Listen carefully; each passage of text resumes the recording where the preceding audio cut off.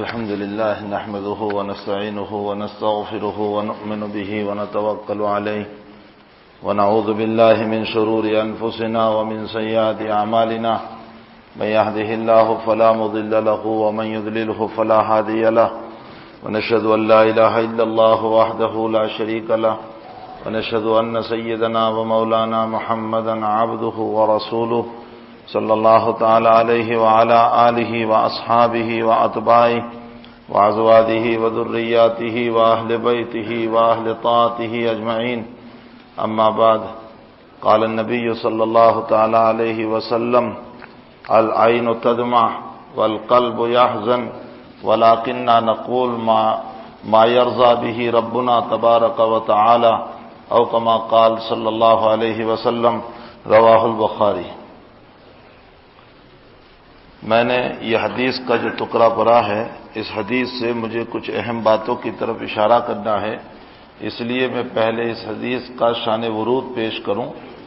جب نبی اکرم صلی اللہ علیہ وسلم کے فرزند ارجمن اور آپ کے بیٹے حضرت ابراہیم رضی اللہ تعالی عنہ جو نبی علیہ السلام کے بیٹے تھے اور 16 یا 17 مہینے کے اوپر جب وہ بیمار ہو گئے اور اللہ کے حبیب پاک صلی اللہ علیہ وسلم نے اپنے ہاتھ میں لیا اپنے بیٹے کو، اور ہاتھ ہی میں اپنے بیٹے کا انتقال ہو گیا۔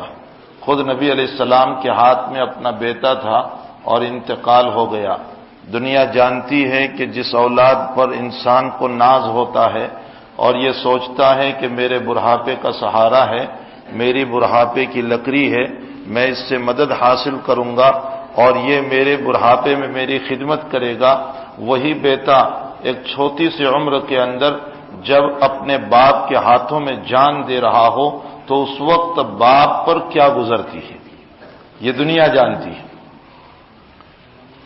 اس موقع پر اللہ کے حبیب پاک صلی اللہ علیہ وسلم کی آنکھوں سے آنسو جاری ہو گئے، آپ رو پڑے اور آپ کا چہرہ ایک دم سا بدل گیا اور آپ کا دل غمگین ہوا، اور اس موقع پر نبی علیہ السلام نے یہ جملہ ارشاد فرمایا، العین تدمع، آنکھیں بہہ رہی ہے، والقلب یحزن، اور میرا دل غمگین ہے، ولکننا نقول ما یرضی بہ ربنا، لیکن ایسی حالت میں بھی ہم شریعت کے دامن کو نہیں چھوڑیں گے، کہیں گے وہی جو اللہ نے کہا ہے۔ یعنی غم کے حالات میں ہم شریعت کو توڑ دیں، شریعت کو چھوڑ دیں، اور غم کے حالات میں اپنے نبی کی سنتوں کو چھوڑ دیں، اور غم کے حالات میں اپنے قرآن کے دامن کو چھوڑ دیں، یہ نہیں ہو سکتا ہے۔ ہم وہی کریں گے جو ہمارا اللہ ہم کو حکم دیتا ہے۔ یہ اس جملے کا مطلب ہے۔ میں نے اس جملے کو جو اللہ کے حبیب پاک صلی اللہ علیہ وسلم کا عظیم الشان اپنے سروں پر نہیں بلکہ اپنے دلوں میں سونے کے پانی سے نہیں بلکہ خون کے ذریعے سے لکھنے کے قابل ہیں، میں نے اس کو اس لیے پیش کیا ہے کہ اس وقت جو مہینے سے ہم گزر رہے ہیں، جس کو محرم الحرام کہا جاتا ہے، اور جس میں خاص طور پر ایک واقعہ پیش کیا جاتا ہے حضرت حسین رضی اللہ تعالیٰ عنہ کا، جو نبی کریم صلی اللہ علیہ وسلم کے نواسے ہیں اور اپنی لاڈلی اور محبوبہ بیٹی حضرت فاطمہ رضی اللہ تعالیٰ عنہ کے بیٹے ہیں، اور جن سے متعلق اللہ کے نبی نے یوں ارشاد فرمایا کہ میرا حسن و حسین ریحان عطایا، میرے دونوں یہ پھول ہیں، من آداہما فقد آدانی، جس نے ان کو تکلیف پہنچائی اس نے مجھے تکلیف پہنچائی۔ اور کبھی اللہ کے نبی اپنے دونوں بیٹوں کو اس طرح سونگنے لگے جیسے انسان پھولوں کو سونگا کرتا ہے، کبھی اپنے بیٹے حسن کی طرف نسبت کرتے ہوئے آپ نے یہ ارشاد فرمایا کہ میرے اس بیٹے کے ذریعے سے اللہ امت میں صلح کرائے گا، یعنی مسلمانوں کا خون بچے گا۔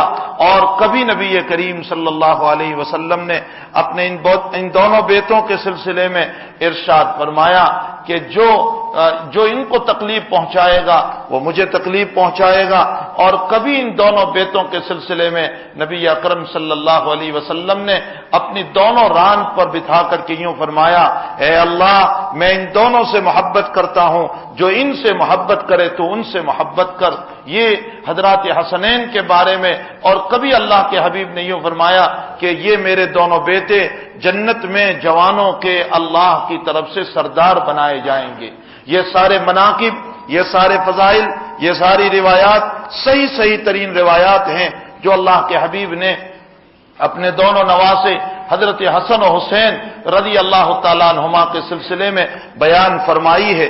اسی کے ساتھ ایک دوسرے پہلو کو بھی اپنے سامنے رکھ رہے ہیں کہ اللہ کے حبیب نے اپنے صحابہ کے بعد میں بھی وہ تعریف فرمائی ہے، کبھی یوں فرمایا میرے صحابہ یہ میرے جگر کے ٹکڑے ہیں، جس نے میرے صحابہ کے خلاف زبان کھولی ہے اس نے میری شریعت پر زبان کھولی ہے۔ کبھی میرا نبی یوں کہہ رہا ہے علیکم بسنتی وسنت الخلفاء الراشدین المہدیین، تم پر میری سنتوں کی اتباع اور میرے خلفاء راشدین کے طریقوں کی اتباع ضروری ہے۔ کبھی نبی علیہ الصلوۃ والسلام یوں فرماتے ہیں اصحابی کالنجوم بأیہم اقتدیتم اہتدیتم، میرے صحابہ چمکتے ہوئے ستاروں کے مانند ہیں، جیسے کسی زمانے میں جب کمپوز کا نظام نہیں تھا تو سمندر میں چلنے والے پانی جہاز کے کپتان جو ہوتے تھے وہ ستاروں کو دیکھ کر اپنا راستہ اور اپنی منزل کو متعین کرتے تھے۔ فرمایا میرے صحابہ بھی ستاروں کے مانند ہیں، ان میں سے جس کو بھی اپنا رہبر بنا لو گے تم مجھ تک پہنچ جاؤ گے، منزل مقصود تک پہنچ جاؤ گے۔ یہ صحابہ سے متعلق بہت کچھ تعریف ہیں، آپ خطبے کے اندر بار بار ایک روایت سنتے رہتے ہیں، فرمایا لا تسبوا اصحابی، میرے صحابہ کو گالی نہ دو۔ کبھی تو یوں اللہ کے حبیب پاک صلی اللہ علیہ وسلم نے فرمایا کہ میرے اللہ فی اصحابی لا تتخذهم من بعدی غرضا، من احبهم فبحبی احبهم ومن ابغضهم فببغضی ابغضهم وخیر القرون قرنی ثم الذین یلونهم ثم الذین یلونهم، رواہ مسلم۔ فرمایا کہ میرے صحابہ جو ہیں اللہ سے ڈرو، اللہ سے ڈرو۔ میرے صحابہ کے باب میں یہ ہیں ترجمہ اس حدیث شریف کا، اللہ فی اصحابی، اللہ سے ڈرو، اللہ سے ڈرو۔ میرے صحابہ کے باب میں من احبهم فبحبی احبهم، جو میرے صحابہ سے محبت کرے گا وہ مجھ سے محبت کرے گا، ومن ابغضهم فببغضی ابغضهم، اور جس نے ان سے دشمنی رکھی اس نے مجھ سے دشمنی رکھی۔ اور اس کے بعد ارشاد فرمایا خیر القرون قرنی ثم الذین یلونہم ثم الذین یلونہم، سب سے بہتر میرا زمانہ یعنی میرے صحابہ والا، اور اس کے بعد تابعین والا، اور اس کے بعد تبع تابعین والا۔ یہ تمام کی تمام روایات حضرات صحابہ کرام کے باب میں ہیں۔ میں نے دونوں طرح کی روایتوں کو رکھا، ایک طرف حسنین کی محبت پر نبی کی جو باتیں ہیں، دوسری طرف صحابہ کے بعد میں نبی کریم صلی اللہ علیہ وسلم کی جو باتیں ہیں۔ ان دونوں کے بعد اب تیسری بات جو مجھے آگے کہنا ہے، اس میں کوئی شک نہیں کہ حضرت حسین رضی اللہ تعالیٰ عنہ پر جو مظلومانہ حملہ، جو ظالمانہ حملہ اور حضرت حسین کی مظلومانہ شہادت اور آپ کا مظلومانہ انداز میں جان دے دینا، لیکن اس واقعے کے اندر اتنی من گھڑت روایتیں اور اتنی بناوٹی روایتیں اور شیعوں کی اتنی روایتیں آ چکی ہے کہ یہ امت مسلمہ ان دشمنوں کے طور و طریق پر چل پڑی، اور اس امت مسلمہ نے بجائے صحیح راستہ استعمال کرنے کے، بجائے سیدھا راستہ استعمال کرنے کے، بجائے حق کی تفتیش کرنے کے اور حق کی تلاش کرنے کے، اس امت مسلمہ نے ان شیعوں کا اعتقاد کر لیا اور ان کی روایتوں کو اپنی شریعت میں اور اپنے دین میں جگہ دے دی، اور وہ کام کرنے لگے جو شیعہ کیا کرتے ہیں، اور جو اہل بیت کی محبت میں سب سے پہلے ان طریقوں کو جاری کرنے والا عبداللہ ابن سوریہ ہے، جو پکا یہودی تھا، لیکن اس نے دیکھا کہ میری یہودیت میں سرداری ختم ہو گئی، یہودیت میں میرا براپن ختم ہو گیا۔ وہ ایمان لاتا ہے ظاہری طور پر نفاقانہ ایمان، منافقانہ ایمان، اور اس کے بعد سب سے پہلے اس کا کام یہ ہوتا ہے کہ وہ اہل بیت کی محبت کو ظاہر کرتا ہے، کہتا ہے میں حسن کا حامی، میں حسین کا حامی، میں فاطمہ کا حامی، میں علی کا حامی، میں محمد کا حامی۔ بس اس طرح پر اس نے اہل بیت کی محبت کو ظاہر کیا، اور اہل بیت کی محبت کو ظاہر کرنے کے بعد اس نے صحابہ کرام پر دبے الفاظ میں غلط روایتوں کو بیان کر کے صحابہ سے متعلق غلط روایتوں کو امت میں جاری کر دیا، اور یہ امت ان غلط خرافات، غلط روایتوں کو لے کر چل پڑی۔ اور سب سے بڑا المیہ اور افسوس یہ ہے کہ اس امت نے دشمنوں کی روایتوں کو اپنی شریعت بنا لیا۔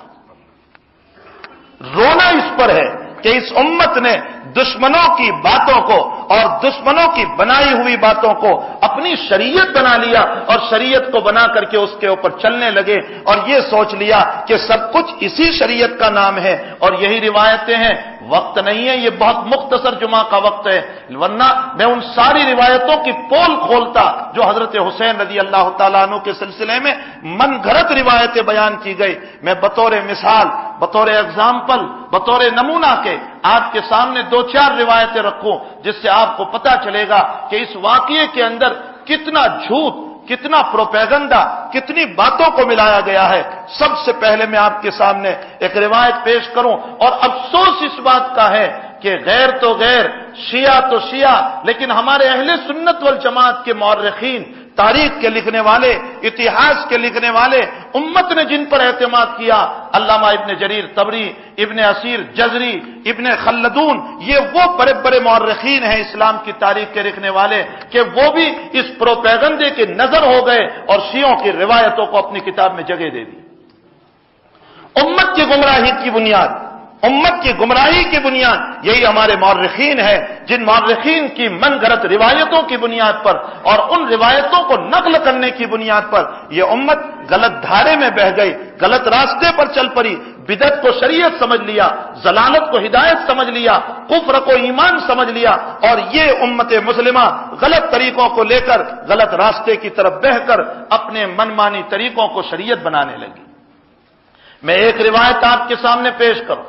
جب حضرت علی رضی اللہ تعالیٰ عنہ اور حضرت معاویہ بنیاد جو پڑی ہے وہ بنیاد یہ ہے کہ حضرت عمر رضی اللہ تعالیٰ عنہ نبی کریم صلی اللہ علیہ وسلم کی خدمت میں بیٹھے ہوئے ہیں اور اللہ کے حبیب پاک صلی اللہ علیہ وسلم نے حضرت عمر رضی اللہ تعالیٰ عنہ نے ارشاد فرمایا، حضرت عمر نے ارشاد فرمایا، حضرت عمر امیر المؤمنین ہیں، بیٹھے ہوئے ہیں اور ارشاد فرما رہے ہیں، بھائی فتنوں کے بعد میں کوئی روایتیں جانتا ہو تو ہمیں بتاؤ. ایک صحابی رضی اللہ تعالیٰ عنہ جس کو سر رسول کہا جاتا ہے، حضرت حذیفہ رضی اللہ تعالیٰ، انہوں نے فرمایا میں جانتا ہوں. عمر نے فرمایا تم تو ہے ہی بڑے جسارت اور دلیر آدمی. فرمایا امیر المؤمنین، لوگ عبادتوں کی باتیں حضور سے پوچھتے تھے، میں آنے والے زمانے میں فتنوں کی باتیں حضور سے پوچھا کرتا تھا. اسی لیے حضرت حذیفہ کو سر رسول کا لقب دیا گیا. اس میں بیان کرتے کرتے حضرت حذیفہ نے ایک روایت بیان فرمائی، امیر المؤمنین، میں نے نبی کریم صلی اللہ علیہ وسلم سے یہ بات سنی ہے کہ میری امت اور فتنوں کے درمیان ایک دروازہ ہے، جب وہ دروازہ ٹوٹے گا تو فتنوں کا دروازہ کھلے گا. یہ میں نے اپنے نبی سے سنا ہے. تو حضرت عمر سوال فرماتے ہیں کہ وہ دروازہ ٹوٹے گا یا کھلے گا؟ فرمایا میں نے حضور سے سنا ہے ٹوٹے گا. حضرت عمر فرماتے ہیں ٹوٹا ہوا دروازہ پھر بند نہیں ہو سکتا ہے، کھولا ہوا تو بند کیا جا سکتا ہے، ٹوٹا ہوا بند نہیں کیا جا سکتا. یہ بخاری شریف کی روایت ہے. فرمایا ٹوٹا ہوا دروازہ کبھی بند نہیں ہو سکتا ہے. اس کے بعد حضرت حذیفہ فرماتے ہیں فتنے ایسے چلیں گے جیسے چٹائی کی اندر کی لکڑیاں جو چھوٹی چھوٹی لکڑیوں سے چٹائی بنائی جا رہی ہے، جیسے ایک کے بعد ایک، ایک کے بعد ایک، ایک کے بعد ایک ہیں. فرمایا اسی طرح مسلسل فتنے چلیں گے اور رکنے کا نام نہیں لیں گے. حضرت عمر نے فرمایا اللہ حفاظت فرمائے. راوی حدیث حضرت حذیفہ رضی اللہ تعالیٰ عنہ سے سوال فرماتے ہیں کہ اس دروازے سے کون مراد ہے نبی کریم صلی اللہ علیہ وسلم کا؟ تو حضرت حذیفہ فرماتے ہیں کہ اس دروازے سے مطلب حضرت عمر ہے. نبی علیہ السلام نے اشارہ فرمایا تھا کہ میرا عمر فتنوں کے لیے ایک دروازہ ہے، لیکن جب اس دروازے کو توڑ دیا جائے گا، یعنی اسے شہید کر دیا جائے گا، تو اس کے بعد فتنوں کا دروازہ کھل جائے گا. تو راوی حدیث حضرت حذیفہ سے یہ سوال فرما رہے ہیں کہ کیا عمر کو یہ معلوم تھا کہ اس دروازے سے مطلب میری ذات ہے اور ٹوٹنے سے مطلب میری شہادت ہے؟ تو حذیفہ فرماتے ہیں عمر کو ایسے معلوم تھا جیسے آئندہ کل کے دن کے آنے میں شک نہیں، اسی طرح اپنے ذات کے باب میں عمر کو شک نہیں تھا. عمر بالکل جانتے تھے کہ اس روایت سے مطلب میری ہی ذات ہے اور نبی کریم صلی اللہ علیہ وسلم کی یہ پیشین گوئی میرے متعلق ہے۔ جو کچھ ہوا ابو لولو مجوسی کے ہاتھوں حضرت عمر رضی اللہ تعالیٰ عنہ کی شہادت ہوئی، حضرت عثمان رضی اللہ تعالیٰ عنہ کی خلافت آئی۔ دور عثمانی میں حضرت عثمان کی نرمیوں سے وقت کے گورنروں نے غلط فائدے اٹھائے اور بہت غلط فائدے اٹھائے، جیسا کہ روایتوں میں ملتا ہے۔ خصوصاً حضرت عثمان رضی اللہ تعالیٰ عنہ کا ایک گورنر ولید نام کا، اس نے تو حد درجہ فائدہ اٹھایا، شراب کا عادی تھا اور شراب کے نشے میں نمازیں بھی پڑھایا کرتا تھا۔ لوگوں نے بار بار حضرت عثمان سے شکایت کی، لیکن حضرت عثمان کی نرمیلی طبیعت، حضرت عثمان کی شرمیلی طبیعت، حضرت عثمان کا نرم مزاج، جس کی بنیاد پر آپ دھیرے دھیرے انداز میں لوگوں کو کہتے تھے، لیکن آپ نے کوئی ایسا فیصلہ نہیں فرمایا جس کی بنیاد پر ان گورنروں کو فوری طور پر معزول کر دیا جائے۔ لوگ حضرت عثمان کی طبیعت کو سمجھے نہیں کہ یہ نرمیلی طبیعت کا آدمی اور شرمیلی طبیعت کا آدمی ہے۔ بہرحال جو کرنا تھا وہ ہوا۔ حضرت عثمان رضی اللہ تعالیٰ عنہ کو بھی بلوائیوں نے اور باغیوں نے، جو تھے تو مسلمان ہی لیکن حضرت عثمان رضی اللہ تعالیٰ عنہ کے مخالف ہوئے تھے، اور حضرت عثمان کے مکان کا گھیراوا کر کے بالآخر آپ کو بھی شہادت کا جام پلا دیا گیا، اس عالم میں کہ آپ قرآن کریم کی تلاوت کر رہے تھے، اور آپ کو دنیا سے رخصت کر دیا گیا رضی اللہ تعالی عنہم۔ حضرت عثمان کی شہادت کے بعد اب مسئلہ آ رہا ہے خلافت کا۔ جس وقت عثمان کی شہادت ہوئی ہے وہ زمانہ حج کا زمانہ تھا۔ حضرت عائشہ ام المؤمنین رضی اللہ تعالی عنہا اس موقع پر حج میں تھی۔ پتہ چلا کہ حضرت عثمان کی شہادت ہو گئی اور حضرت علی رضی اللہ تعالیٰ عنہ کو لوگوں نے اپنا امیر اور اپنا خلیفہ بنا لیا ہے۔ حضرت عائشہ رضی اللہ تعالیٰ عنہ نے جب لوگوں نے حالات جب چلتے ہیں تو پارٹیوں کی طرف غلط باتیں پہنچائی جاتی ہے، یہ دنیا کا دستور ہے۔ ابھی قریب میں الیکشن گزرا، آپ نے دیکھا اس پارٹی کی غلط بات اس کو پہنچائی جا رہی ہے اور اس کی غلط بات اس کو پہنچائی جاتی ہے۔ یہ وہ لوگ ہوتے ہیں جو منافقانہ طرز اختیار کر کے امت پہ اختلاف کرایا کرتے ہیں۔ اللہ کے نبی علیہ السلام نے فرمایا اب غزل مباحات، فرمایا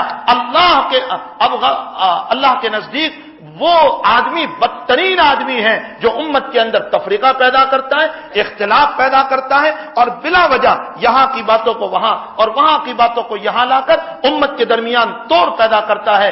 میرے نبی نے ارشاد فرمایا، مسلم کی روایت ہے، اللہ ایسے آدمی کی طرف مومن ہونے کے باوجود قیامت کے دن نگاہ شفقت نہیں فرمائیں گے۔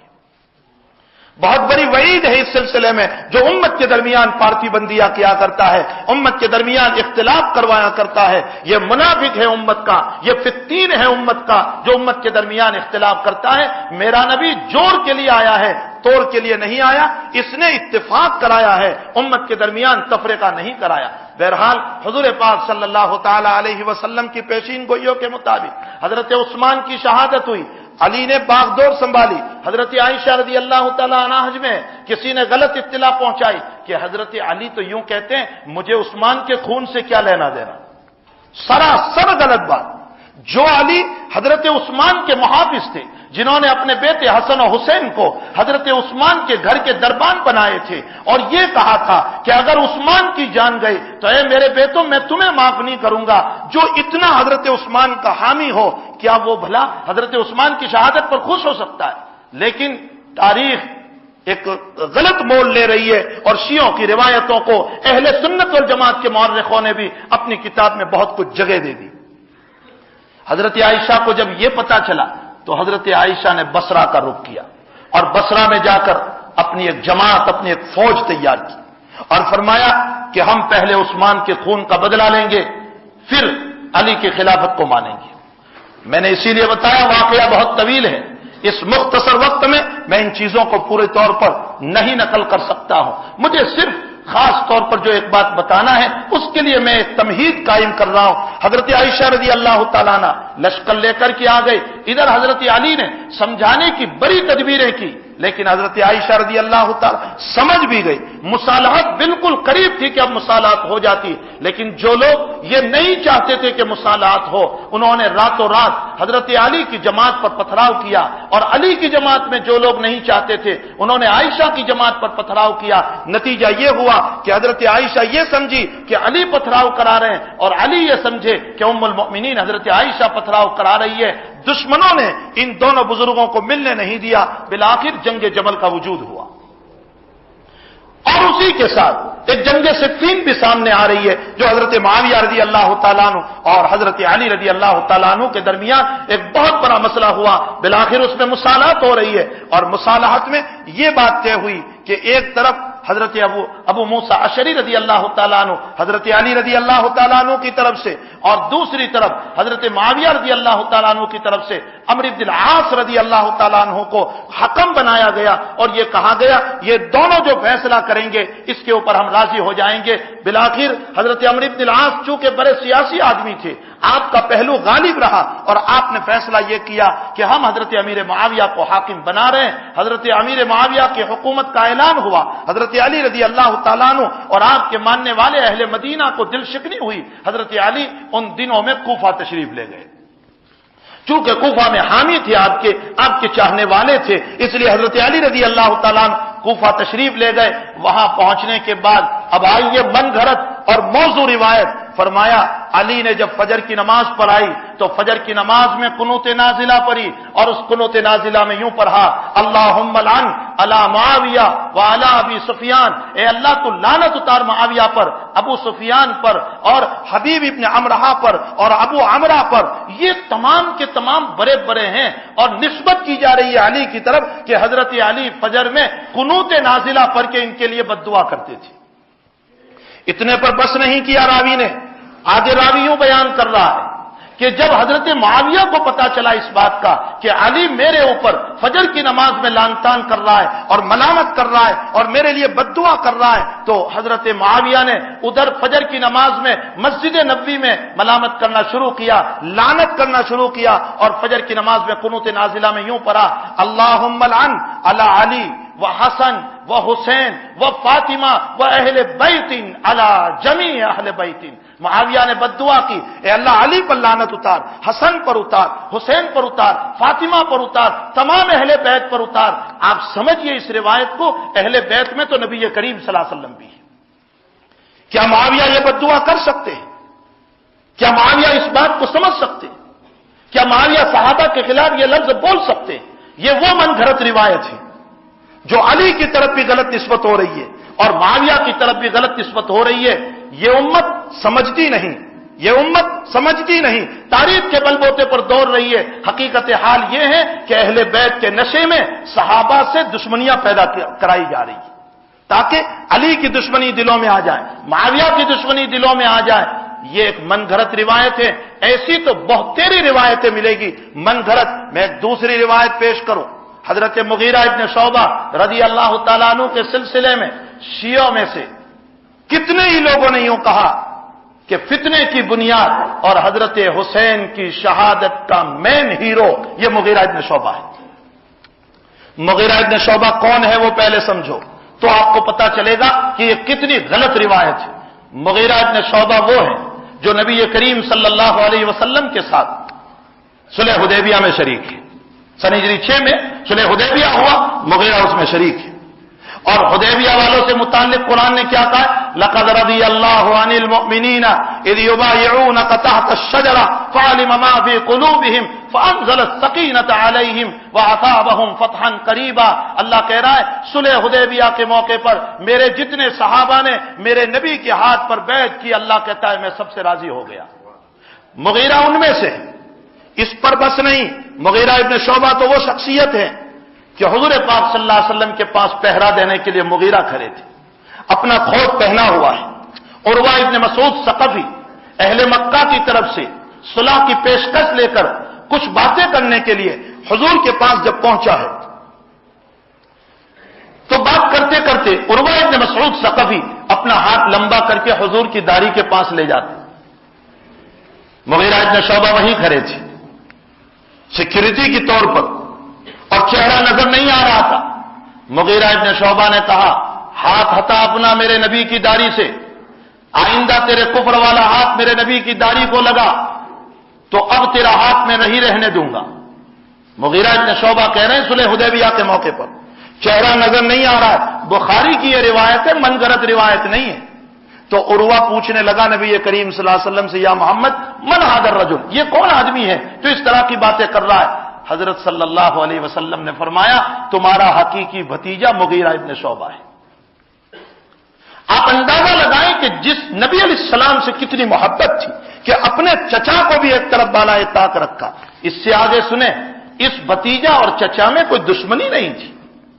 چچا نے آگے جو جواب دیا ہے، چچا کہنے لگا ارے تو اپنے زمانے کفر میں، اپنے زمانے جاہلیت میں جو کسی کو قتل کر کے آیا تھا، میرے بھتیجے اس کے 100 اونٹ تو میں بھر رہا ہوں ابھی تک، اور تم مجھے یہ جملہ کہہ رہا ہے۔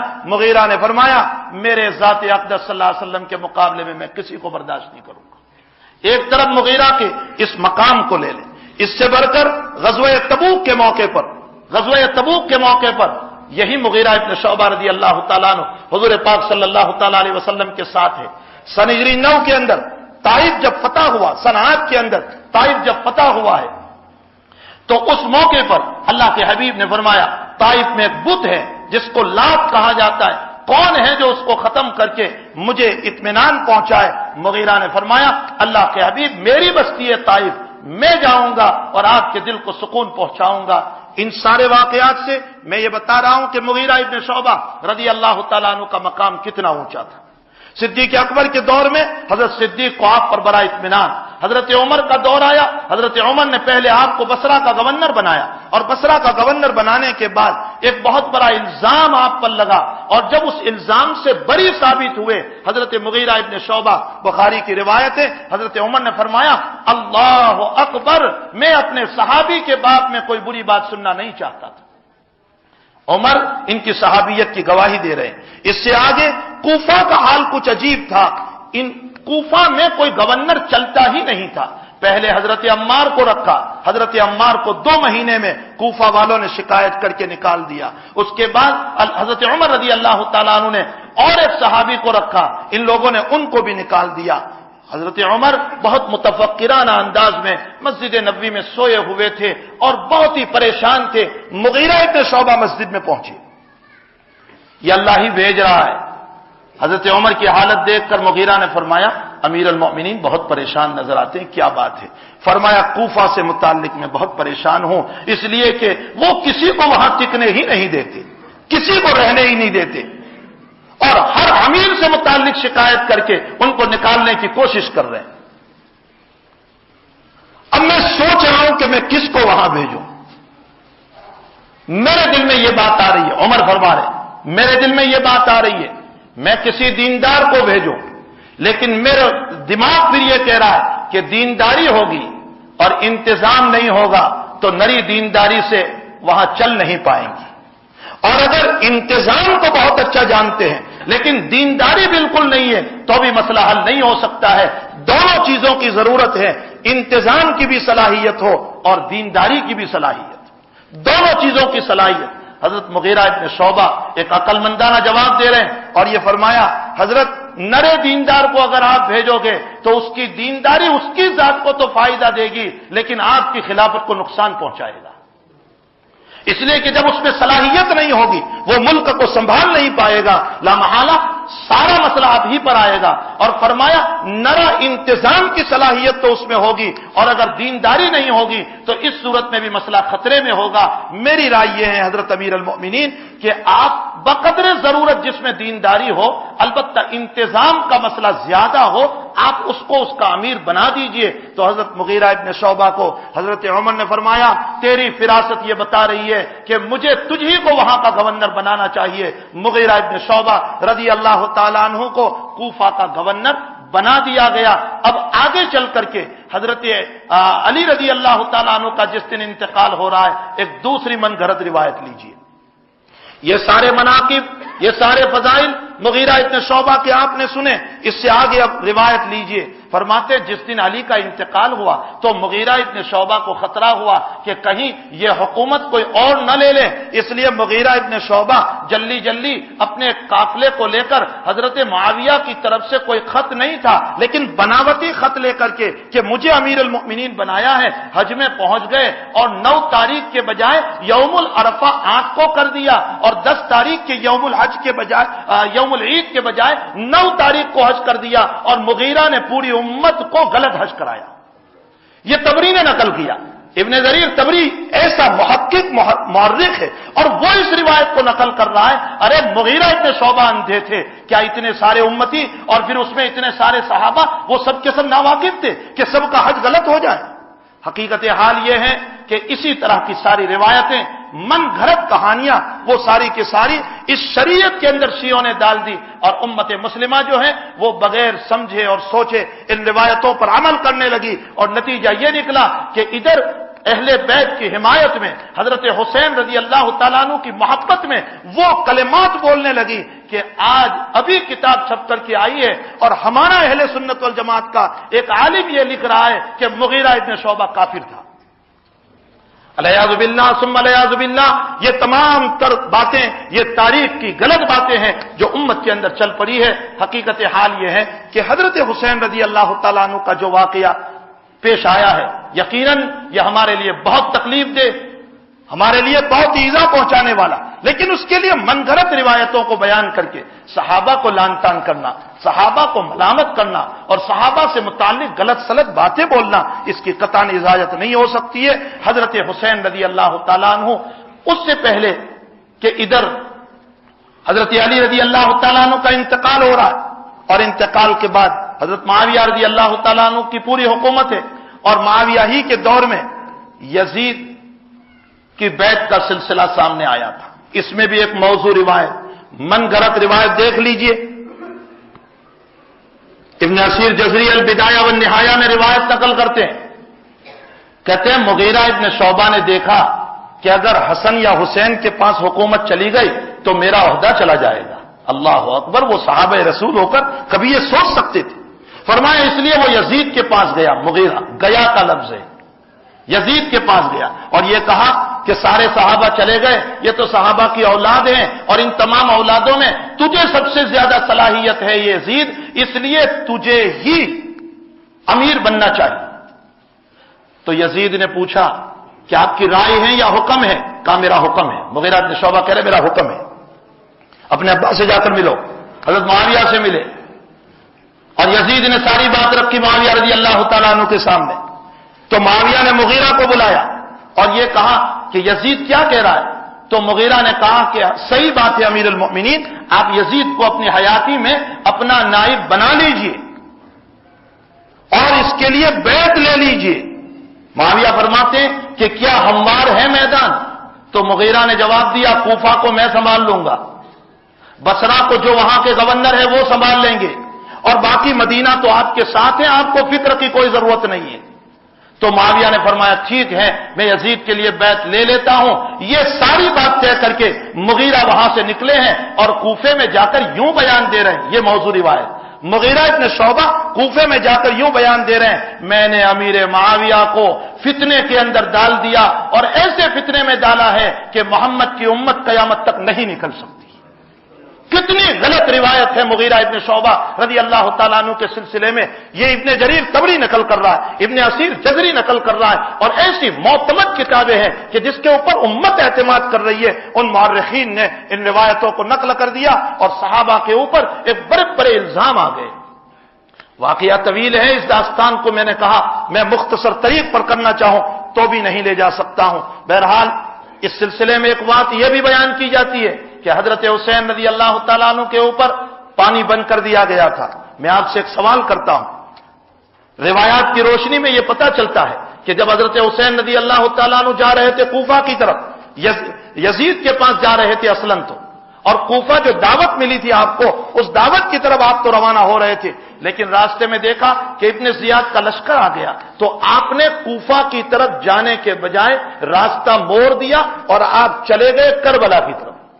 کربلا بیچ میں نہیں آتا ہے، یاد رکھنا، کربلا سائٹ پر ہے، آپ کا راستہ کوفے کا تھا، آپ کوفہ جا رہے تھے، اہل کوفہ کی دعوت پر ابن زیاد کا لشکر جب سامنے آ گیا تو آپ نے اپنا راستہ بدل کر کربلا کی طرف چلے گئے۔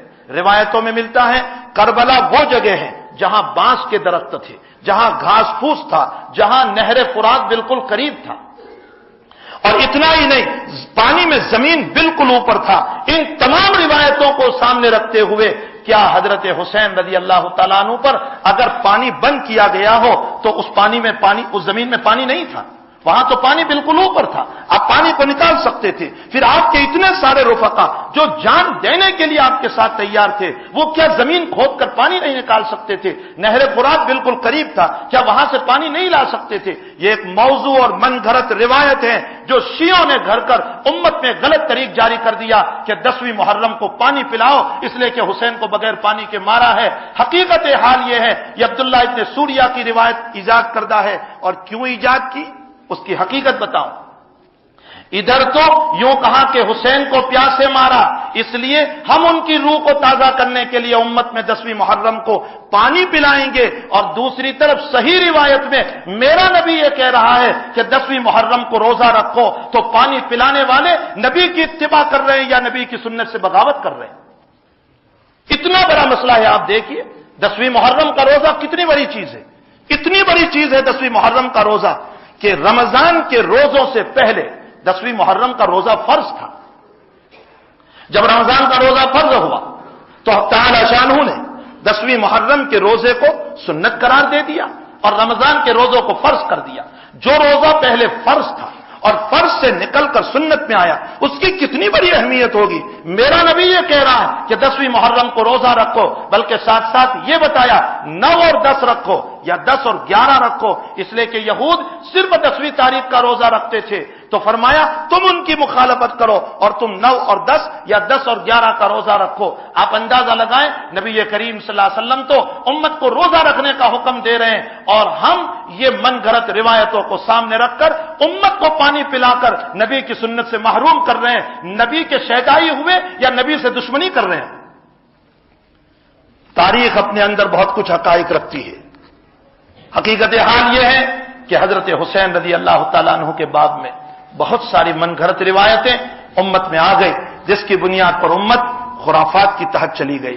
اور میں ایک بات یہ کہتا ہوں، حضرت حسین ہی کی شہادت تڑپنے والی ہے، اس میں کوئی شک نہیں کہ آپ نبی کے نواسے ہیں، آپ کا مقام بہت اونچا، لیکن ایک خطرناک شہادت تو اس سے پہلے بھی تو ہو چکی ہے۔ اللہ کے حبیب کے چچا حضرت حمزہ رضی اللہ تعالیٰ عنہ غزوہ احد میں شہید ہوئے تھے، تو عالم کیا تھا؟ سینہ پورا چھرا ہوا ہے، شرمگاہ کٹی ہوئی ہے، کان کٹے ہوئے ہیں، ناک کٹا ہوا ہے، سر پھاڑا ہوا ہے، اور اللہ کا نبی اتنا رویا کہ اللہ کو جبرائیل کو تسلی دینے کے لیے بھیجنا پڑا، اور یوں کہا میرے محبوب کو کہو کہ روے نہیں، میں نے تیرے چچا کو جنت کے شہیدوں کا سردار بنا دیا۔ یہ کوئی کم شہادت تھی حضرت حمزہ رضی اللہ تعالیٰ عنہ کی؟ بعض ضعیف روایتوں کے مطابق ملتا ہے کہ حضرت حمزہ رضی اللہ تعالیٰ عنہ پر اللہ کے حبیب پاک صلی اللہ علیہ وسلم نے 9 مرتبہ جنازے کی نماز پڑھی۔ بعض روایتوں سے ملتا ہے آقا صلی اللہ علیہ وسلم نے یوں فرمایا، اگر میرا طریقہ امت کے لیے نمونہ نہ بنتا تو میں اپنے چچا کو ویسے ہی چھوڑ دیتا تاکہ چیل اور گیدڑ میرے چچا کو کھا جاتے، اور قیامت کے دن میرا چچا پرندوں کے پیٹ سے نکل کر آتا اور میں یوں کہتا، اے اللہ یہ میرے چچا کی قربانی تیرے دین کے لیے۔ یہ شہادت کچھ کم تھی؟ آخر میں کہتا ہوں کہ حضرت حمزہ کی شہادت پر کوئی مسئلہ کیوں نہیں؟ اس کے علاوہ غزوہ موتا کے موقع پر حضرت جعفر ابن ابی طالب، یہی حضرت علی کے بھائی ہے، حسین کے چچا ہے، جعفر ابن ابی طالب رضی اللہ تعالیٰ عنہ، ان سے متعلق بخاری شریف میں آتا ہے اللہ کے حبیب پاک صلی اللہ علیہ وسلم مسجد نبوی میں بیٹھتے ہیں، اور مقام موتا وہاں سے 1500 کلومیٹر دور ہے، اور اللہ کے رسول صلی اللہ علیہ وسلم یہ بولتے جا رہے ہیں، فلاں شہید ہوا، فلاں نے جھنڈا سنبھالا، فلاں شہید ہوا، میرے جعفر نے جھنڈا سنبھالا، اور اس کے بعد آگے فرماتے ہیں میرے جعفر کا ایک ہاتھ کاٹ دیا گیا، اس نے دوسرے ہاتھ میں پکڑ لیا، میرے جعفر کا دوسرا کاٹ دیا گیا، اس نے منہ میں جھنڈا سنبھال لیا، میرے جعفر کی گردن اڑا دی گئی۔ مسجد نبوی میں بیٹھے بیٹھے حضور پاک صلی اللہ علیہ وسلم اطلاع دیتے جا رہے ہیں، آنکھوں سے آنسو ہے۔ پھر حضرت جعفر کے مکان پر پہنچے اور آپ کی بیوی سے، جو حضرت علی رضی اللہ تعالیٰ عنہ کی بھابھی ہوتی ہوتی ہے اور نبی کریم صلی اللہ علیہ وسلم کی قریبی رشتہ دار ہے. گھر پہ پہنچے اور جعفر کے 3 بیٹے تھے, 2 بیٹوں کو اپنے قریب کیا اور 6 مہینے کے بیٹے کو اپنے گود میں نبی نے اٹھایا. بولا نہیں گیا بہت دیر تک اللہ کے نبی سے. بیوی نے پوچھا اللہ کے حبیب کیا بات ہے, کیوں رو رہے ہیں؟ فرمایا آج سے ان بچوں کا باپ محمد ہوگا اور تجھے ضرورت ہوگی تو محمد تیری ضرورت کو پوری کرے گا. کیا جعفر بن ابی طالب کی موت کوئی کم تھی؟ کیا ان کی شہادت کچھ کم تھی؟